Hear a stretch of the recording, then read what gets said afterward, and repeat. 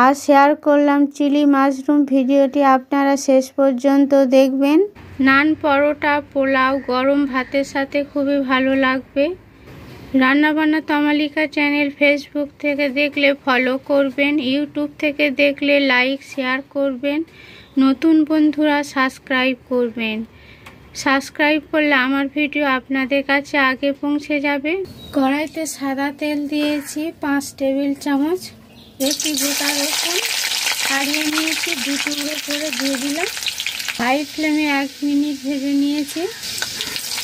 3টি লঙ্কা লম্বা শেপে কেটে নিয়েছি টুকরো টুকরো করে। আদা কুচি 1 টেবিল চামচ। 2টি মাঝারি সাইজের পেঁয়াজ দিয়ে দিলাম, ডুমো শেপে কেটে দিয়েছি। Half capsicum,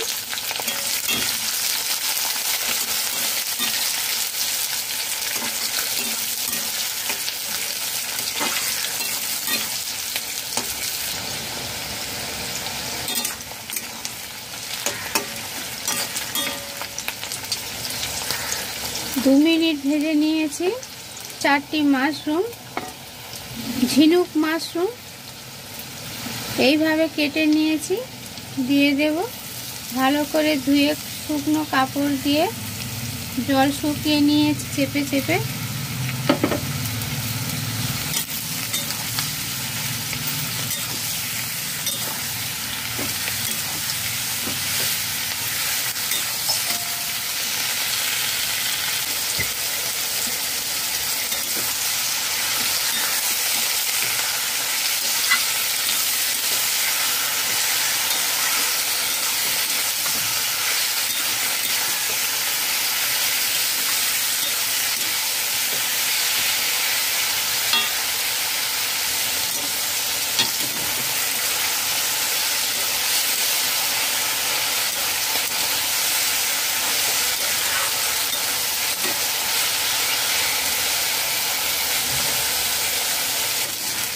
low to medium ফ্লেমে 5 মিনিট নাড়াচাড়া করে মাশরুম দিয়ে ভেজে নিয়েছি। হালকা হাতে নাড়তে হবে, মাশরুম ভেঙে যাবে। লবণ, সোয়া সস 1 চা চামচ, রেড চিলি সস 2 টেবিল চামচ, 2 টেবিল চামচ ভিনিগার। গ্যাস লো ফ্লেমে রাখতে হবে। 15 টাকা টমেটো কেচাপ পুরোটাই দিয়ে দেব।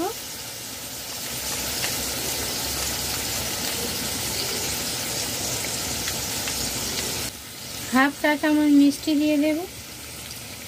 গ্যাস বাড়িয়ে দিলাম।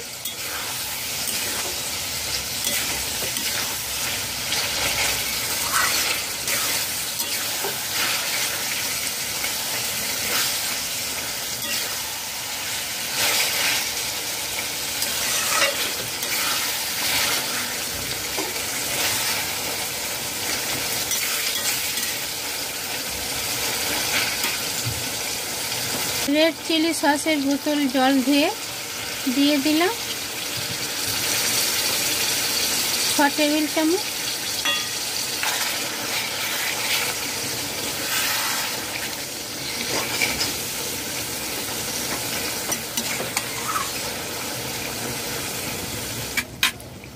গ্যাস লো টু মিডিয়াম ফ্লেমে রেখেছি।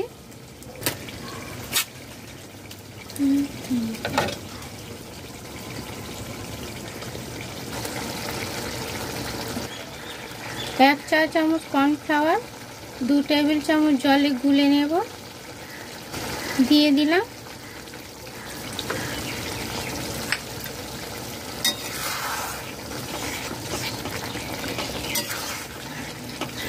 দারুণ টেস্টি হয়েছে বন্ধুরা।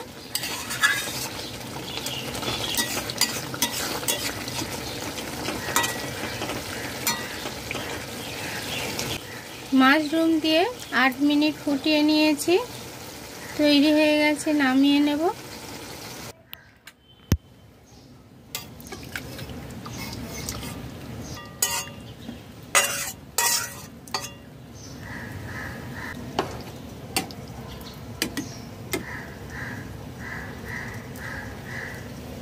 তৈরি হয়ে গেছে চিলি মাশরুম।